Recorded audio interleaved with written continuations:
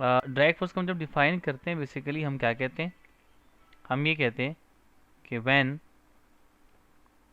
An object when object moving through a fluid moving through a fluid experience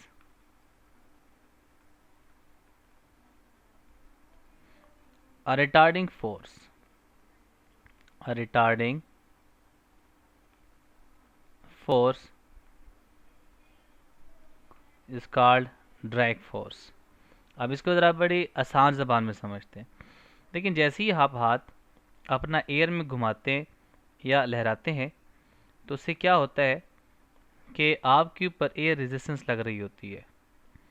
तो वो जो air resistance है उसको हम कहते हैं, ये क्या कहलाया जाता है, this is word the drag force कहा जाता है। जैसे आप गाड़ी में जाते हुए अपना हाथ बाहर निकालें तो फिर वहाँ पे आपको एक फोर्स लग रही होती है, इसको हम कहते हैं क्या है, ड्रैग फोर्स कहा जाता है।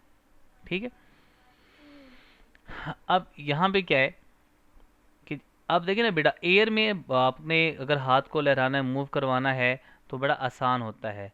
लेकिन जब आप पानी में है, आप अपने हाथ को यूं मूव करवाएंगे तो ऐसे मूव कराना बड़ा मुश्किल हो जाता है। तो मतलब वहाँ पे ड्रैग फोर्स की वैल्यू ज़्यादा है और यहाँ पे आपके पास ड्रैग फोर्स क्या है, एयर में कम है। ठीक है।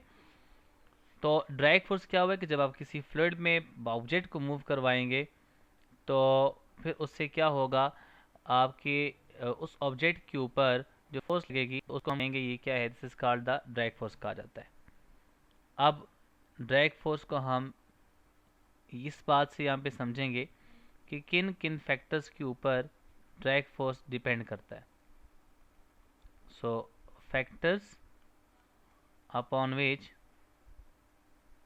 The drag force depends. Number one, drag force को हम सिंबॉलिकली जब हम लिखते हैं तो ड्रैग फोर्स को हम डिनोट करते हैं F for the force and D for the drag force. Drag force depend किसके ऊपर करता होता है, ड्रैग फोर्स डिपेंड करता है एफ डी का डायरेक्ट रिलेशन होता है ईटा के साथ। What is eta? ईटा को हम कहते हैं, this is known as word viscosity कहा जाता है। डायरेक्ट ताल्लुक विस्कोसिटी के साथ होता है। Second one is the drag force is directly proportional to the V, और वी यहाँ पे क्या है, वी हमारे पास होता है स्पीड ऑफ द ऑब्जेक्ट कहा जाता है। थर्ड फैक्टर जो आपके पास ड्रैग फोर्स होता है वो डिपेंड करता है किसके ऊपर, drag force is directly proportional to the R. And यहाँ पे आर क्या चीज़ है, आर का मतलब होता है radius of the object, means कि जिस ऑब्जेक्ट को आप किसी फ्लूइड के अंदर मूव करवा रहे हैं उसका रेडियस क्या है।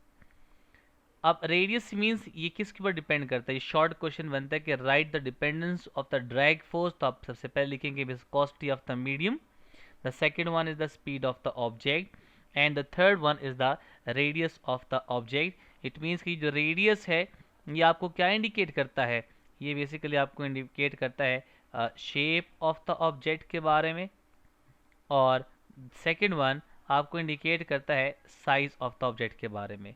इट मीन्स कि आप जब लिखेंगे तो आप लिखेंगे viscosity, speed of the object and the shape and size of the object के ऊपर डिपेंड करता है कि ड्रैग फोर्स उस ऑब्जेक्ट के ऊपर कितने लगेगी। अब जो हमने ये सारे रिलेशन बना लिए हैं, अगर हम इसको लिख सकते हैं कुछ इस तरह से कि आप कंबाइन कर दें, कंबाइनिंग द ऑल, जो हमने यहाँ पे रिलेशन लिखे हुए, combining all the relations, we know that, मैं इसको इस तरह से लिख सकता हूँ कि drag force is directly proportional to the, drag force is directly proportional to क्या बनेगा, ईटा आर वी। अब प्रोपोर्शनैलिटी साइन हटाएंगे तो इक्वालिटी का साइन और कांस्टेंट लगाना पड़ेगा यहाँ पे हमें। तो मैं लिख सकता हूँ कि drag force is equals to, constant लिखूंगा साथ, कांस्टेंट यहाँ पे आपके पास क्या बन जाता है 6 पाई और ईटा आर वी फार्मूले का जो आपके पास यहाँ पे हम लिखेंगे। ठीक है। अब यहाँ पे ये जो फार्मूला मेरे पास आया है तो इस फार्मूले को हम क्या नाम देते हैं? इस फार्मूले को हम कहते हैं, this is called the word, this is known as Stokes law. इसको कहा जाता है, this is called the Stokes law कहा जाता है। अब कहीं पे एक क्वेश्चन आ जाए कि भाई राइट द डेरिवेशन या right the mathematical form of the formula,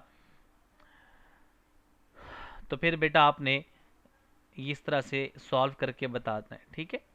अच्छा, अब यहाँ पे ये जो स्टोक्स लॉ है, इसकी सबसे बड़ी जो हम कहते हैं कि जो लिमिटेशन है स्टोक्स लॉ की, वो लिमिटेशन ये है कि this law is only responsible for the spherical object, ठीक है।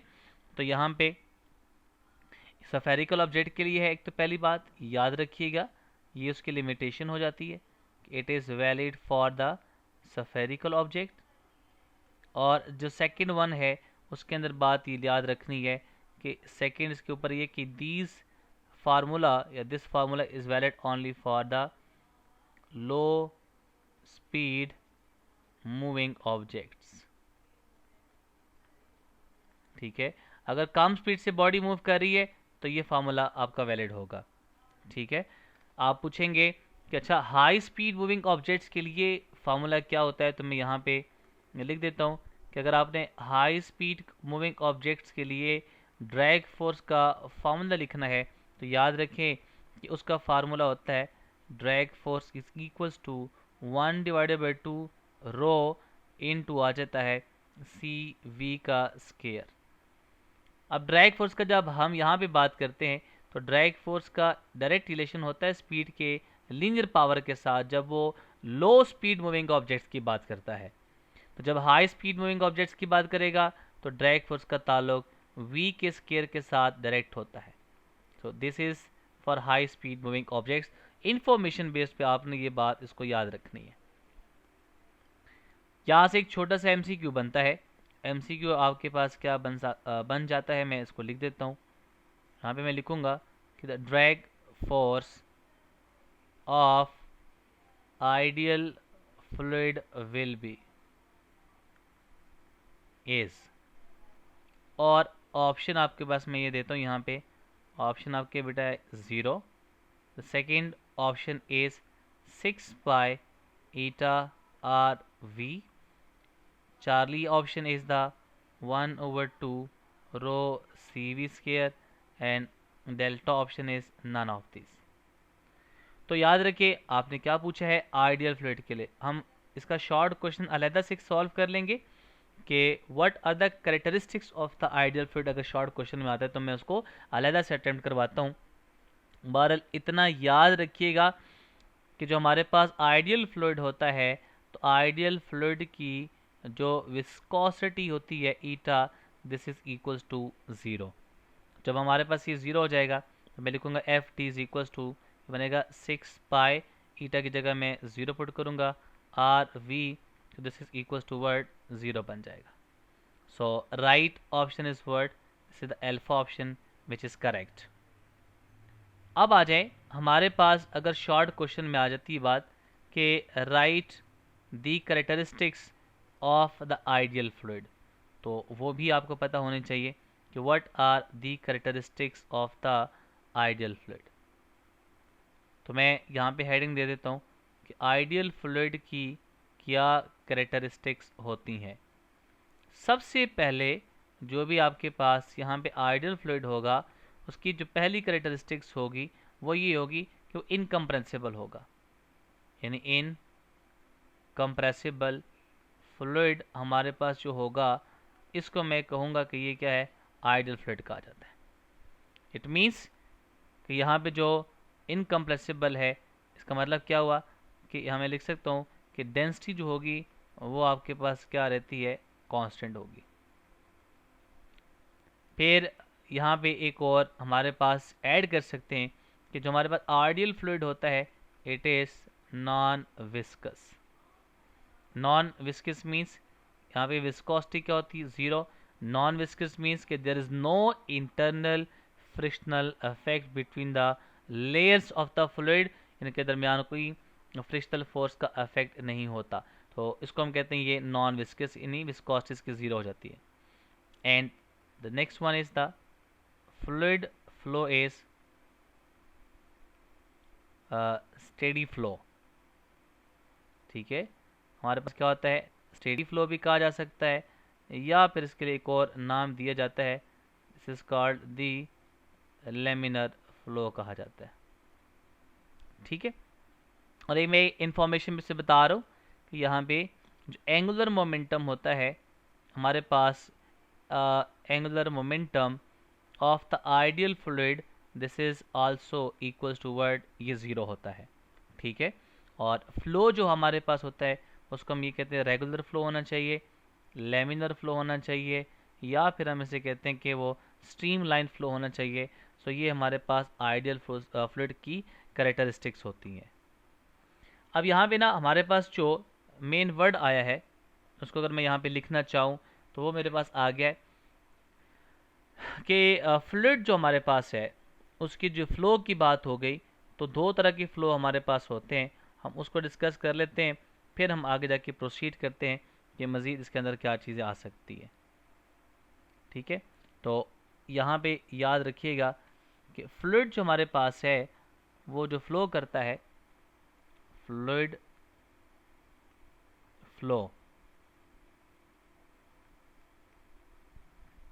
नंबर वन, सबसे पहले जो आपके पास फ्लूइड फ्लो है उसको हम कहते क्या है, उसको हम कहते हैं लेमिनर, या फिर इसको हम नाम देते हैं स्टेडी फ्लो, या फिर इसको हम नाम देते हैं स्ट्रीम लाइन फ्लो का नाम देते हैं, स्ट्रीम लाइन फ्लो का नाम दिया जाता है। अब stream line flow, laminar flow या स्टेडी फ्लो, ये तीनों बातें एक जैसी है, सिर्फ नाम डिफरेंट दिए गए हैं, लेकिन तीनों का जो मतलब है वो क्या होता है, वो सेम होता है। जस्ट हमने इसका इंट्रोडक्शन पढ़ना है कि भाई फ्लो आपके पास स्ट्रीम लाइन फ्लो कौन सा होता है या फिर दूसरा फ्लो कौन सा होता है। मैं पहले इसकी डेफिनेशन लिख देता हूँ, फिर जाके फिर हम इसको मज़ीद यहाँ पे एक्सप्लेन करते हैं। यहाँ पे क्या होता है, if every particle, if every particle of the fluid that passes a particular point, that passes a particular point moves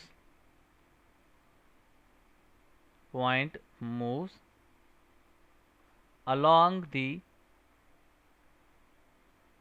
exactly same path, exactly same path followed by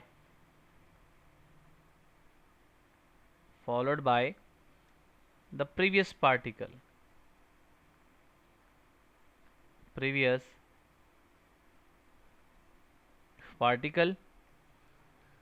that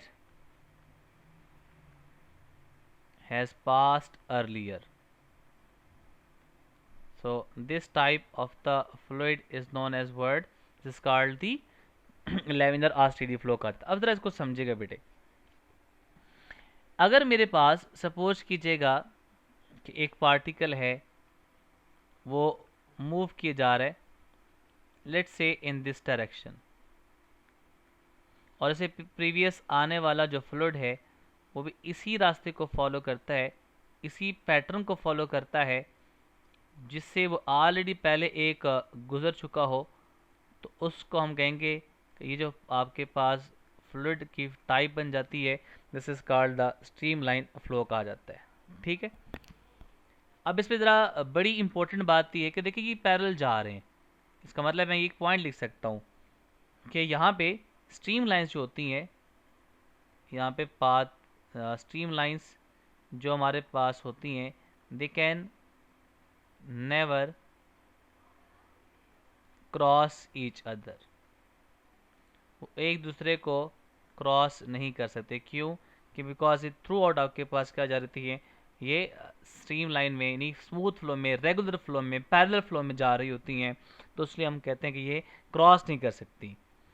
अच्छा, सेकेंड इसके अंदर पॉइंट मैं ये लिख सकता हूँ, जो stream line flow होता है ये आपके पास कब होता है, it usually occurs at the lower velocities. Low speed के ऊपर हमारे पास स्ट्रीम लाइन फ्लो होता है, ठीक है।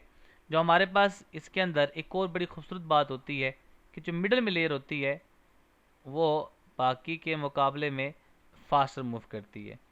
Middle layer tends to flow faster. तो ये हमारे पास किसकी बात हो जाती है, this is the all about the laminar flow. अब कभी भी क्वेश्चन आ जाता है कि differentiate between the laminar flow and second आपके पास होता है कि टर्बुलेंट फ्लो, यानी हमारे पास जो टाइप्स बनती हैं फ्लूइड की वो आपके पास बनती है, पहली वाली बनती है लैमिनर फ्लो और दूसरी वाली बेटे कौन सी बन गई, ये आपके पास बनती है आपका टर्बुलेंट फ्लो कहा जाता है। So what is meant bye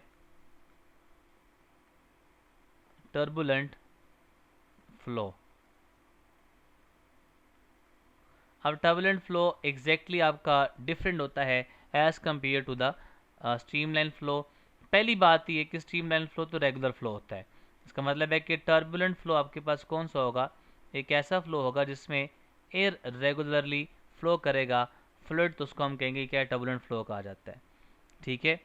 अच्छा, फिर इसका मतलब है कि यहाँ पे जो टर्बुलेंट फ्लो होगा, अगर स्ट्रीमलाइन फ्लो लो स्पीड के ऊपर है तो इसका मतलब है टर्बुलेंट फ्लो किस स्पीड के ऊपर होगा, एट दी हाई स्पीड के ऊपर आपका ये टर्बुलेंट फ्लो अकर करेगा, ठीक है।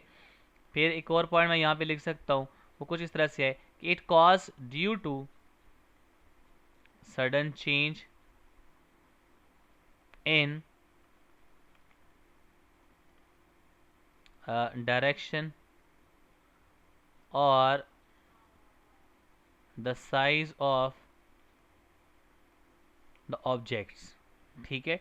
मतलब फॉर एग्जांपल मेरे पास यहाँ पे एक ऑब्स्टिकल प्लेस किया हुआ मैंने और यहाँ पे मेरे पास एक फ्लूइड मूव करता हुआ ऑलरेडी आ रहा है, तो जैसे ही इसे पास करेगा तो अपनी डायरेक्शन ऑफ मोशन चेंज करेगा।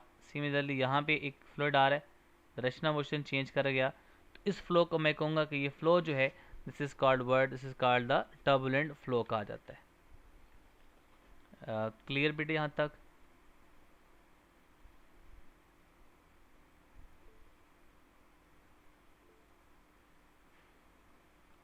ओके,